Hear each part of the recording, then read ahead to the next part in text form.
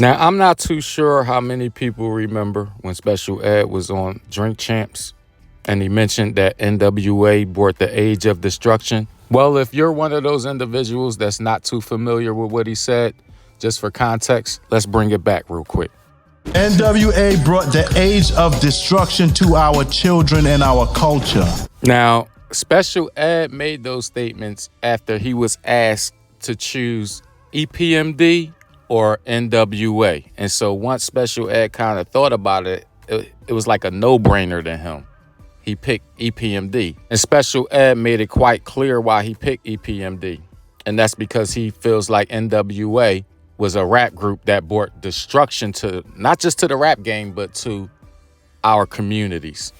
So now that I provided some context for those that really probably haven't been following what Special Ed has said, but when he made these comments, there was a lot of people, rappers, in particular, a lot of West Coast rappers that had a problem with it. However, when most people heard Special Ed's comments, as well as myself, I was able to clearly see where he was coming from. I mean, I did grow up in that era. Now, when I spoke on this situation previously, I did say that I understood where Special Ed was coming from. I understood his position, but I wanted to put more blame on the people that are associated with the entities that paid artists such as NWA for their destructive lyrics and culture. Now, as I said, many people thought that Special Ed's comments were fair. And when you consider the destruction that has taken place over the course of the last several decades, ever since the advent of gangster rap and primarily West Coast gangster rap, it's kind of hard to push back at Special Ed. And it seems like many of the people that are pushing back are like the West Coast rappers. Now, since Special Ed is getting like flack from these West Coast rappers, my primary reason for doing this video is to bring some people from the West Coast that actually agrees with Special Ed. Now, one of the individuals from the West Coast that can vouch for Special Ed is Alonzo. He had everything to do with NWA becoming a rap group. Now, Alonzo was from the World Class Wrecking Crew, and he was Dr. Dre's and DJ Yella's original group, pretty much. And a lot of the NWA records that were made were produced in Alonzo's house. So Alonzo had first-hand experience as to how NWA influenced not only the LA and West Coast areas, but eventually the entire world. Now, Alonzo promoted a lot of shows in LA, and during the time when he was first promoting these shows, he said there was gangsters in the crowd. You know, you had gangster activities in the crowd and stuff like that, disrupting the club environment from time to time. However, Alonzo made it quite clear that after NWA came out, the rise in gang culture and activities, even at the clubs, became more prevalent. It became more widespread. Alonzo even went as far to say that at least 80% of the gangsters attended clubs after NWA hit the music scene. So prior to NWA, you had minimal gang activities in the clubs and stuff like that. It was there, but you didn't see it as much.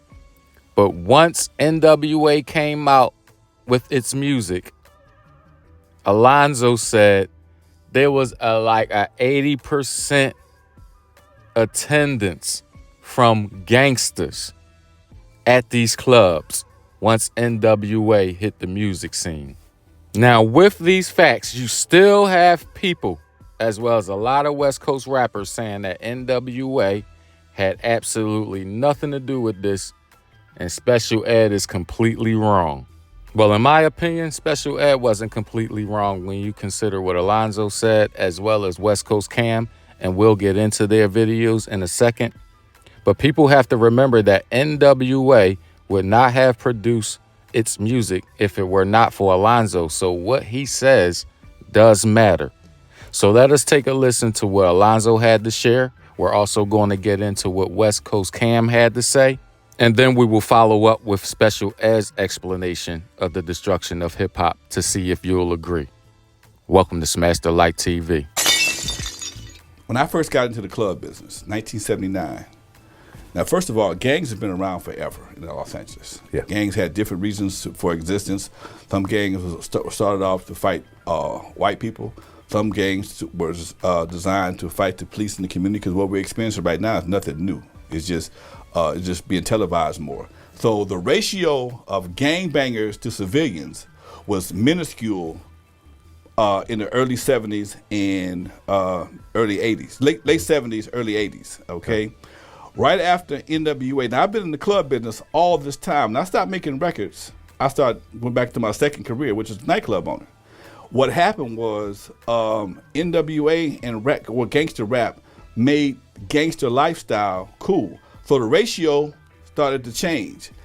Everybody was a gangbanger. It used to be 5% gangbanger, okay? Because gangbangers, once upon a time, had a code. You just couldn't have a gun. You had to be able to fight. You had to have something to bring to the hood other than a pistol. Well, at some point in time, when the dope and the gangbanging became profitable, everybody became a gangbanger. So now you got 95% gangsters or 90% gangsters and 10% civilians. And when that happened, everything went crazy, because now theaters, clubs, parking lots, the park, everything is a war zone. One of the comments said, unfortunately, music did play a part with the crack being pumped into our Black and Latino neighborhoods. Ice Cube response was bullshit. Crack was in the neighborhood a decade before gangster rap. In the 70s, it was called freebase. So it was heroin, weed, Molly, gang banging, drive-bys, pimping and hoeing, dropping out of school, young girls getting pregnant, cussing and using the word nigga. It was all here before NWA. What's your thoughts on that? Yeah, a lot of stuff was here, but who was promoting it? You know what I'm saying? You know, this ain't about what was here. This is about what we popularized, what we glamorized, what we glorified, and what we know we being used to do. Like, if you don't want your brother or your on crack, you don't want your sister getting hold, you don't want your mama getting hold, why would you be promoting it like that? Like, it's cool, because if you promoting, okay, I'm selling kilos, okay, that's how niggas getting money right now, but that means you're selling poison to your own people. Strawberry is the neighborhood hoe. Like, okay, that's cool, but that's still your little sister. That's still my little sister, right? So I ain't gonna smoke you over my sister. I don't care if she or whatever. Like, I'm just gonna let you disrespect my mom's because she on crack. Right. So Tupac was like, you know, even as a crack fiend, mama, you was a black queen, so you could have went that way, right? So for you to talk about bullshit, like, nah, you on the bullshit, if that's what you're saying. You know what I'm saying? But like I said, you know, y'all wanna wake up the lion. Y'all want the lion to roar, then that's what we gonna do. I did have a discussion with Cube, and he understands where I'm coming from, and I understand where he's coming from. They say that they were just making, I wouldn't say parody, but records for the hood, selling out the trunk. It wasn't intended for global scale marketing, but that's where it was taken. Well, I mean, listen, the original records is true, but Straight Outta Compton was a major release that went number Afterwards. one. Everyone knew by the time. Straight Outta Compton was so eagerly anticipated by hip hop fans that you can't say this is out the trunk anymore. Right. Well, they have to take some accountability, but at the end of the day now, once again, we go back to the labels. Now, it comes to a point where the labels are paying artists to emulate this, paying the artists in this genre, paying the artists to send these messages out, to continue, because they did see the effect that it had, just like they saw the effect that empowerment of the conscious music had.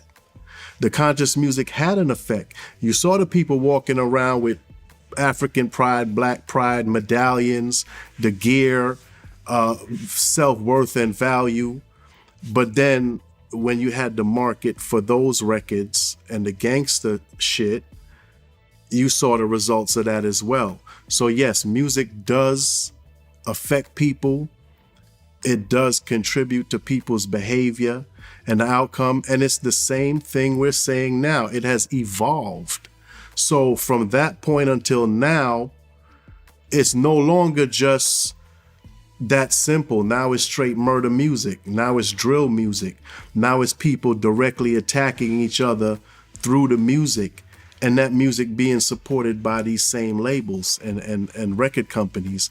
So there has to be accountability. Like, it's like I say, I started dealing with reality and I stopped lying.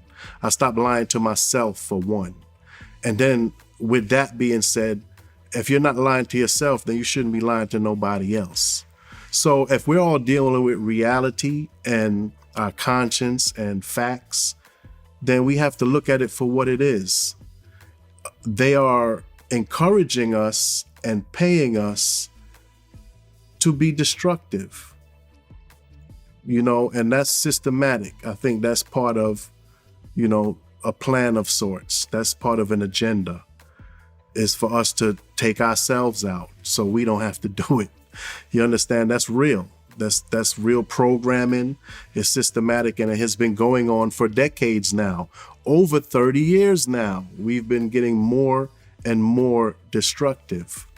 As I was putting this video together, it was just like refreshing to hear Alonzo speak. It was definitely refreshing to hear West Coast Kam speak. It was just good to hear them give a fresh perspective on what Special Ed said, because when Special Ed made those statements, it was just a lot of people really just coming at his neck. And I'm glad that West Coast Kam went as far as he did in addressing Ice Cube and actually condemning Ice Cube. I think I was a bit shocked. I didn't know Ice Cube responded with that message. That's a bit shocking. And I know Ice Cube wants to defend himself because he was the main one writing the rhymes. And so he's going to defend the group as well. And I do understand where he's coming from when he says those things were in our environments. And these are things that society has been aware of before the group came out with their music. But I think West Coast Kam said it better than anybody. And I can guarantee you that Special Ed was thankful towards West Coast Kam for addressing Ice Cube in the manner in which he did right here. Ice Cube response was bullshit.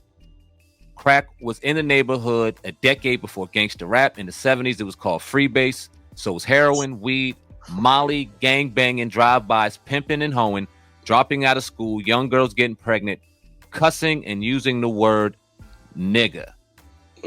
It was all here before NWA. What's your thoughts on that? Yeah, a lot of stuff was here, but who was promoting it? You know what I'm saying?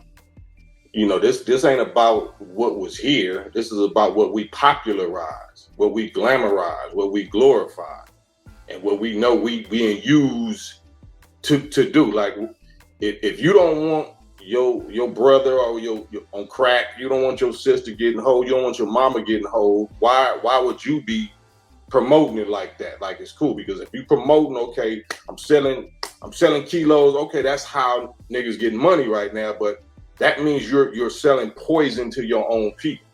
Strawberry is the neighborhood hoe. Like, okay, that's cool, but that's still your little sister. That's still my little sister, right?